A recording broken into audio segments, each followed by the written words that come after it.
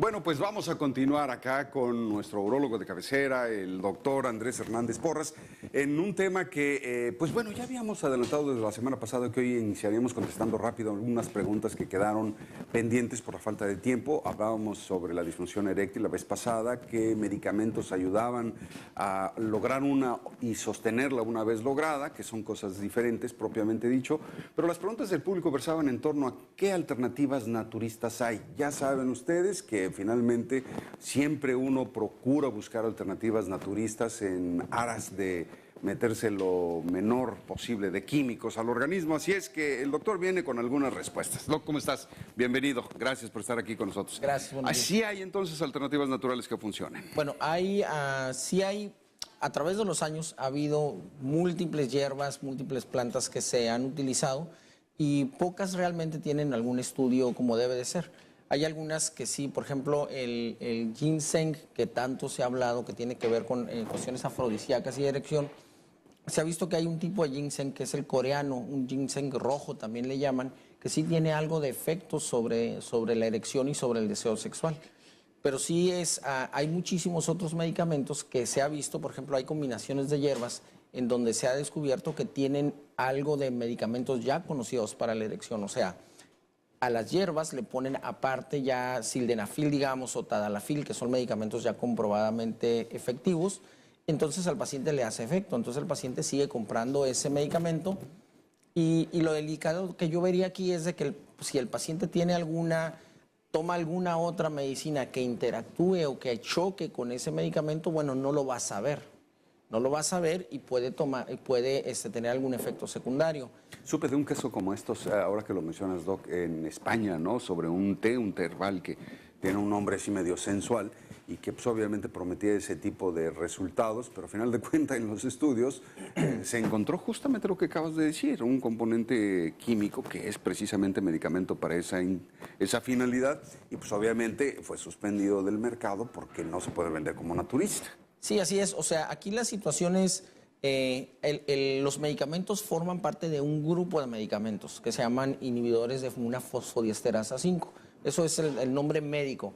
Entonces, hay varios medicamentos que todavía no están aprobados y pertenecen a este grupo, o sea, tienen efectos sobre la erección. Entonces, la situación es de que si la empresa le pone esta sustancia, bueno, el paciente va a lograr tener la erección.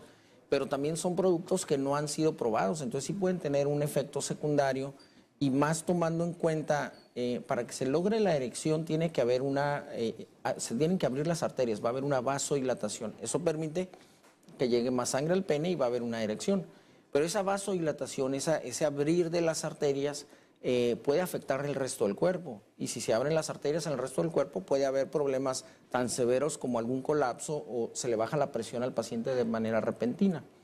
Entonces si el medicamento digamos el medicamento natural entre comillas que esté tomando el paciente tiene alguno de estos medicamentos que pudiera afectar otra parte y esto no se sabe porque no está investigado, bueno, pues lo puede meter en complicaciones, ¿no? No todos los pacientes van a tener la misma,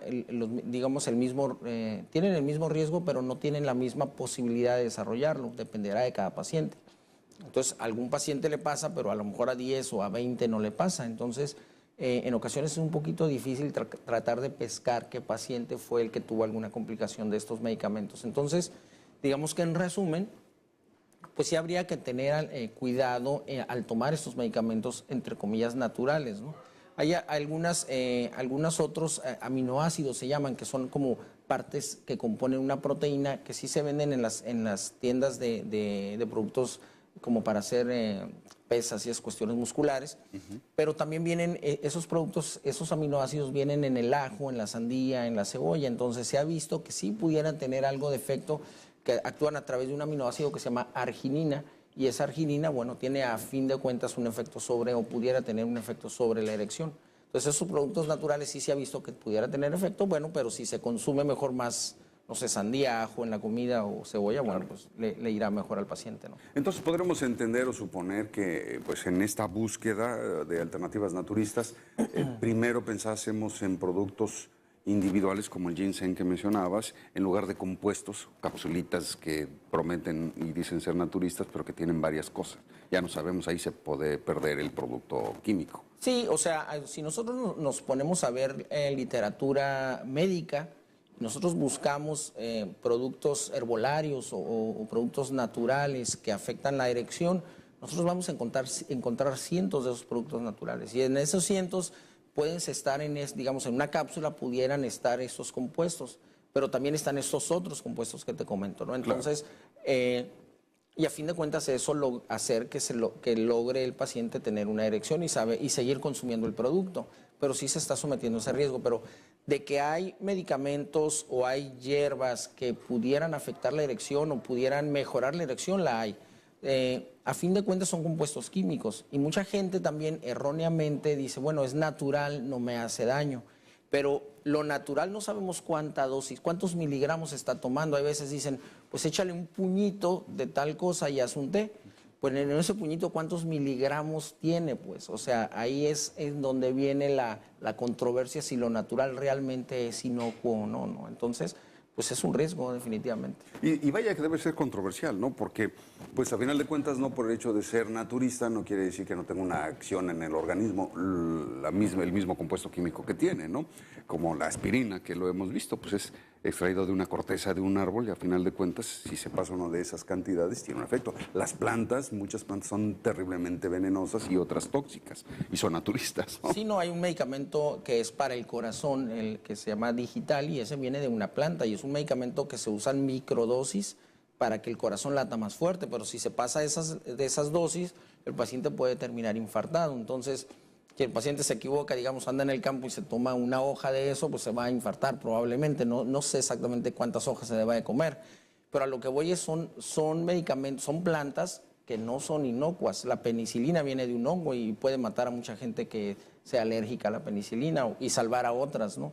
Entonces, definitivamente lo que hay que saber aquí es conocer el efecto secundario, conocer cuántos miligramos está tomando el paciente y bueno, para eso hay que recurrir al medicamento de patente. Y no es que tenga algo en contra de la herbolaria y eso es muy buena, pero también hay que saber cuánto es la dosis de esa digamos, tratamiento que se va a dar, ¿no? Y que es para eso que son los estudios, ¿no? Los estudios que se realizan, pero que pues en estos productos naturistas no los hay porque como no hay un laboratorio detrás interesado en ello, pues no hay patrocinio económico para realizarlos, ¿no? Así es. Doctor, preguntan, ¿a qué se debe esta discrepancia? ¿Por qué las mujeres pueden durante toda su vida tener la facilidad de una libido bastante aceptable, mientras que los hombres pues ya empiezan a batallar después de los 40? Bueno, la mujer puede tener problema de libido también cuando viene la menopausia, porque ya la mujer tiene un desbalance hormonal y ese desbalance hormonal le da resequedad de mucosas, le da cambios de temperamento, pero también le da disminución de líbido y hay que darle suplementos hormonales a la mujer, obviamente controlados para que no le dé una consecuencia sobre algún cáncer o alguna otra enfermedad que pudiera desarrollar a consecuencia de estos hormonales. Entonces, la mujer sí puede tener problemas de líbido después de que se le presenta la menopausia.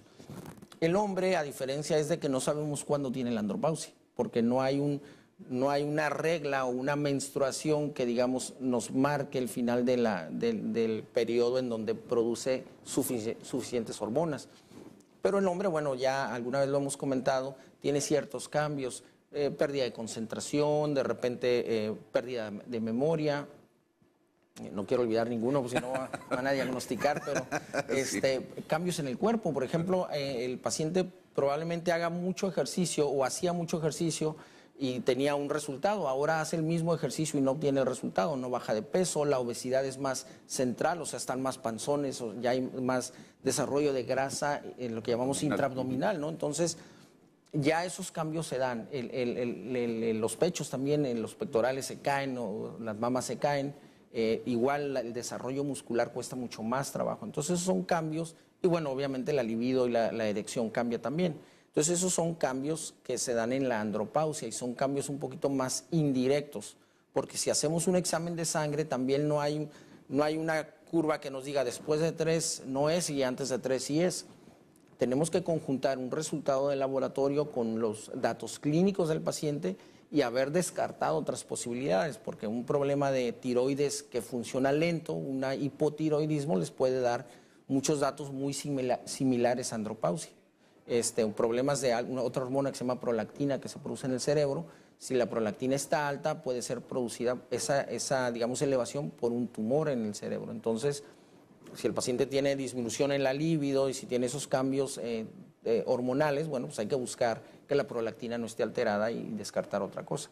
Y eso es lo más frecuente. Como eso, bueno, hay otras hormonas que pudieran afectar de suprarrenales, etcétera. Entonces, no es tan sencillo el diagnóstico en el hombre como en la mujer, pero los dos presentan cambio de libido.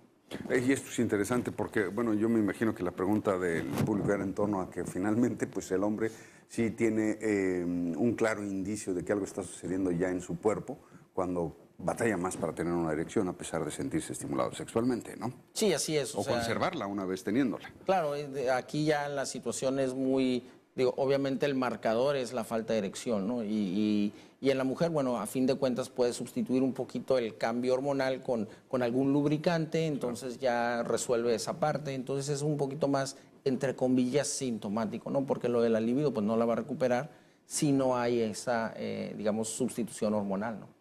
Bueno, pues a lo mejor algún día vamos a llegar a también un cuadro, una vez que se investigue más, en el caso de los hombres, a una terapia de sustitución de hormonas, ¿verdad?